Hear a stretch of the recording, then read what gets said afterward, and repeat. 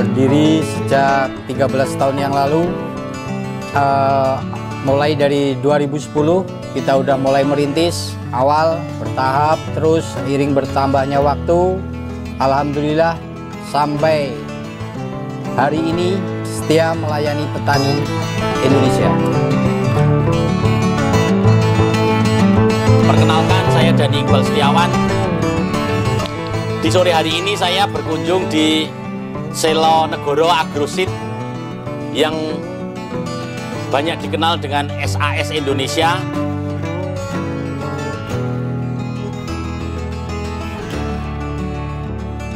SAS Indonesia itu apa? SAS Indonesia adalah salah satu pembibitan besar di area Wonosobo dan sekitarnya yang beralamat di Jalan Soeharto, Kabupaten Wonosobo, Jawa Tengah.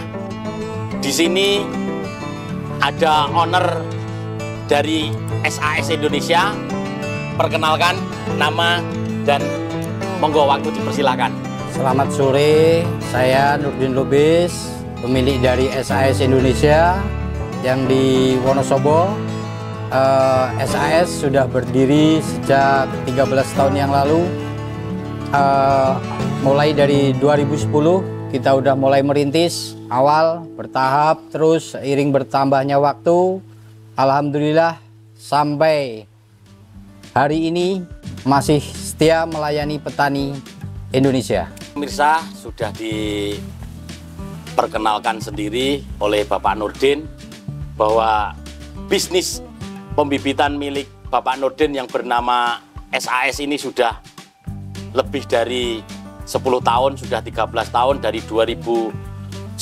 Itu tentunya bisnis pembibitan Pak Nurdin sudah sangat teruji, sudah benar-benar sudah banyak pelanggan, dan yang saya lihat adalah semakin besar. SAS punya rahasia untuk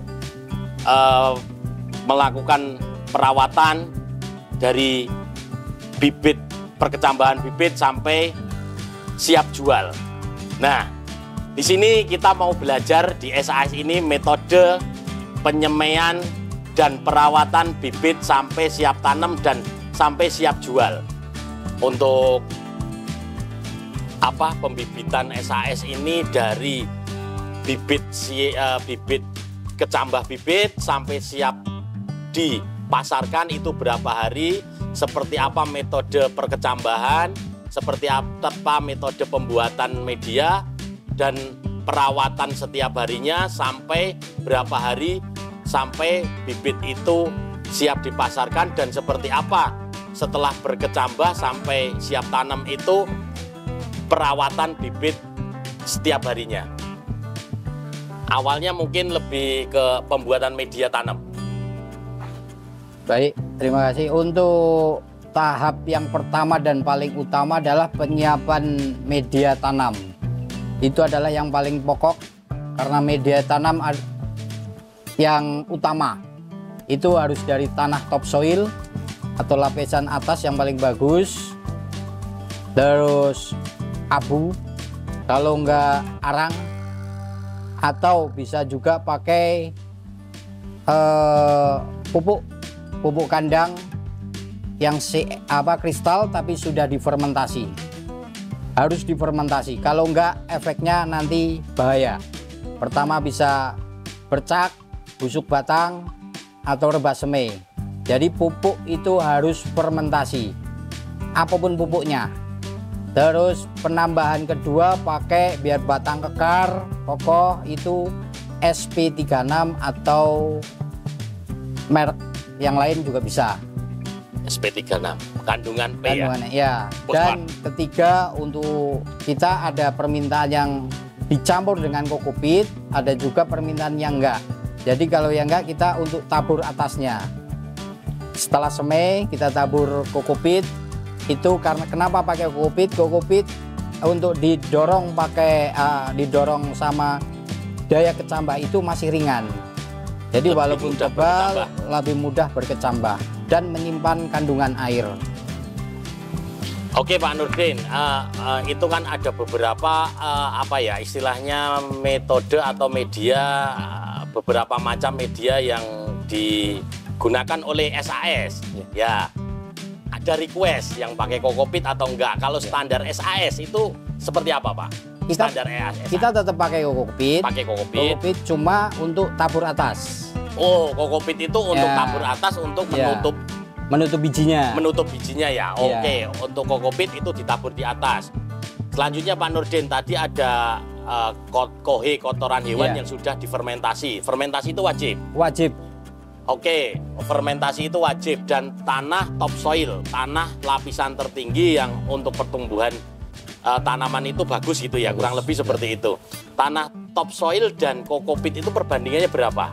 Dan kotoran hewan? 3-1. 3 banding 1. Iya, 3 banding 1. 3 topsoil, 1 kotoran hewan.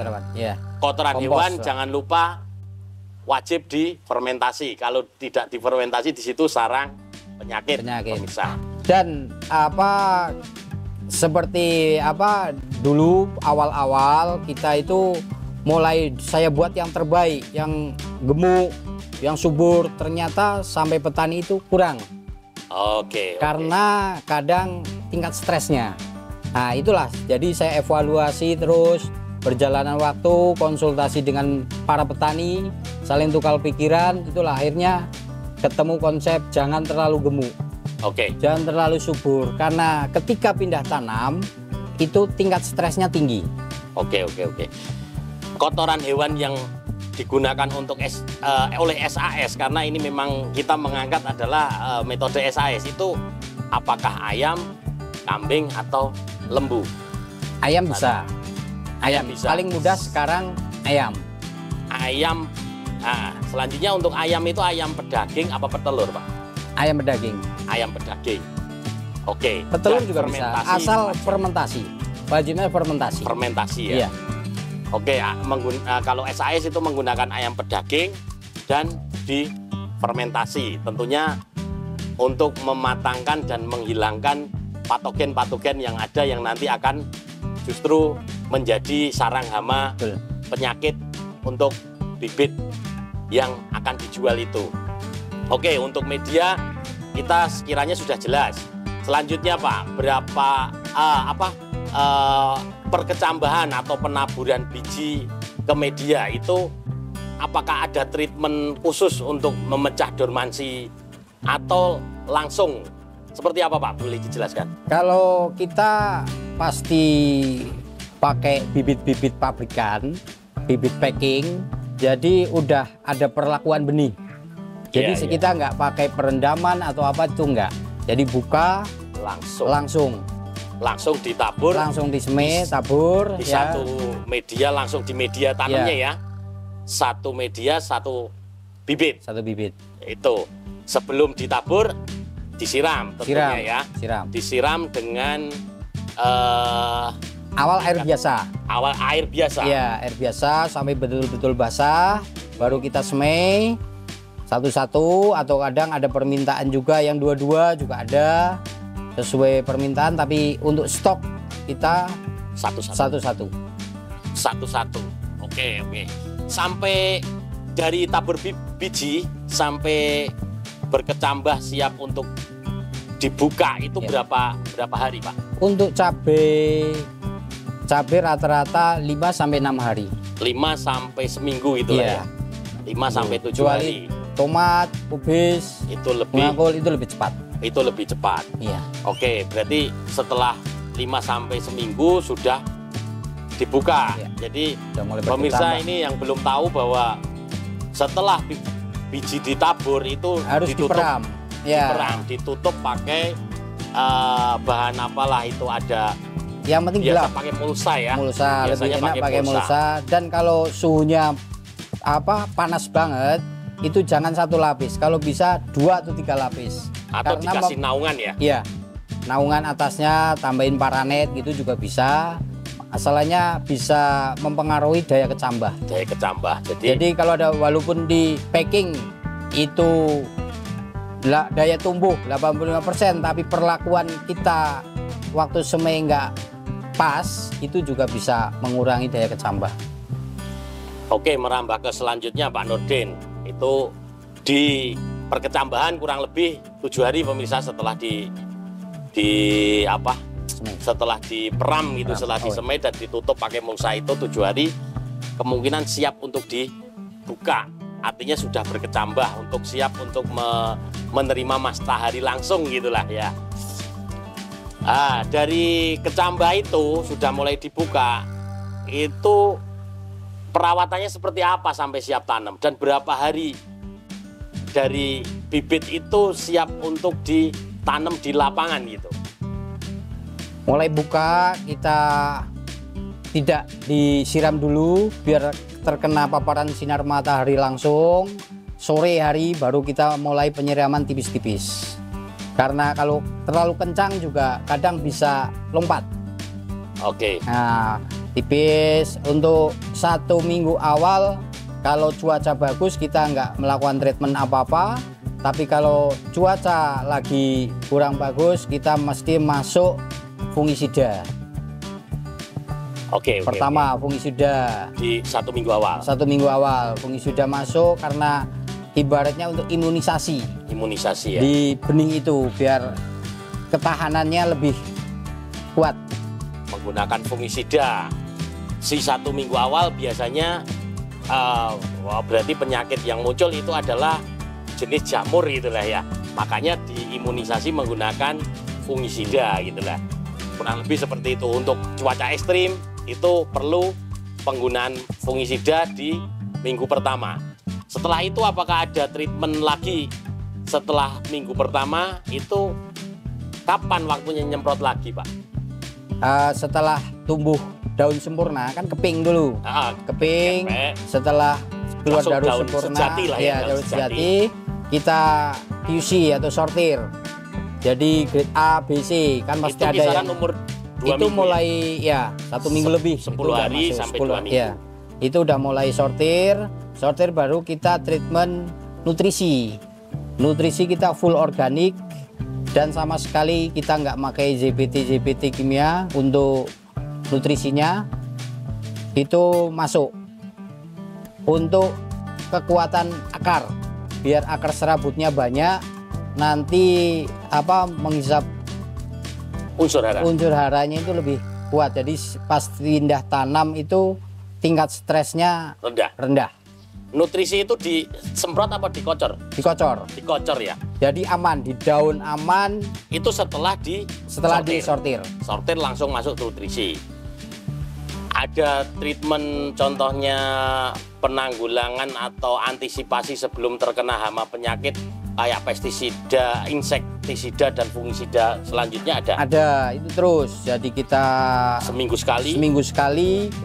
Tergantung cuaca juga. Kalau lagi berkabut itu kita bisa seminggu 2 kali. Bahkan seminggu 3 kali. Tapi dosis rendah untuk bibit. Oke. Tapi interval wajib. Jadi 3 hari sekali udah masuk. 3 hari sekali. Kalau masuk. Cuaca ekstrim. Kalau cuaca ekstrim. Kalau cuaca bersahabat itu seminggu sekali. Oke pemirsa, perlu diketahui bahwa di Wonosobo ini memang datarannya agak tinggi, lain dengan wilayah lain. Di daerah-daerah lain bahwa di musim cuaca ekstrim itu kadang kabut turun gitu. Jadi itu juga akan mempengaruhi di kesehatan bibit. Oke Pak Nurdin, untuk perawatannya itu interval kurang lebih 1 minggu untuk cuaca normal menggunakan fungisida dan insektisida yang biasa digunakan, yang dosis rendah itu. Selanjutnya Pak Nurdin, berapa hari sih bibit ini dari tabur biji sampai siap diangkut itu berapa hari? Umur di berapa sini hari? Paling cepat 25 hari untuk cabai sudah bisa. Karena itu kecil banget iya, ya, masih kecil ya. Memang ada yang minta request betul, kecil. Sesuai. Tapi rata-rata mungkin ya 30 hari sampai 35. 35. Ya. 30 hari, 35 hari itu bibit siap dipasarkan. Itu standar di SAS pemirsa. Itu pemirsa penjelasan tentang cara atau metode pembibitan ala SAS Wonosobo yang dimiliki atau digalangi oleh Bapak Nurdin Lubis. Terima kasih Pak atas waktunya. Sama-sama Mas Gibran. Semoga ilmunya bermanfaat. Amin, amin. Bisnisnya tambah berkah. Amin, amin, amin. Oke pemirsa, untuk pemirsa wilayah Wonosobo dan sekitarnya, kalau mau pesan bibit, percayakan kepada Bapak Nurdin Lubis. Bapak Nurdin Lubis menggunakan bibit asli dari pabrikan. Oh iya Pak, Amin. satu lagi saya lupa. Bibit yang saat ini contoh bibit kemasan pabrikan yang laku, paling laku di pasaran apa Pak? Dikarenakan harga yang lebih stabil itu tipe-tipe rawit ya. Itu saat ini salah satunya itu kaliber roket itu lumayan kencang. Oke, itu pemirsa salah satu bibit, contoh bibit dari pabrikan. Metode pembibitan ala SAS Indonesia yang beralamatkan di Wonosobo, yang diprakarsai oleh Bapak Nurdin Lubis. Semoga ilmunya bermanfaat, dan untuk pemirsa wilayah Wonosobo dan sekitarnya, jangan ragu untuk pesan bibit siap tanam di SAS Indonesia Wonosobo yang beralamatkan di Jalan Soeharto, Kabupaten Wonosobo, di dekat talang pintu air. Dijamin bahwa bibit dari Bapak Nurdin SAS Wonosobo, SAS Indonesia Wonosobo ini asli dari pabrikan. Untuk seluruh petani Indonesia, salam sukses.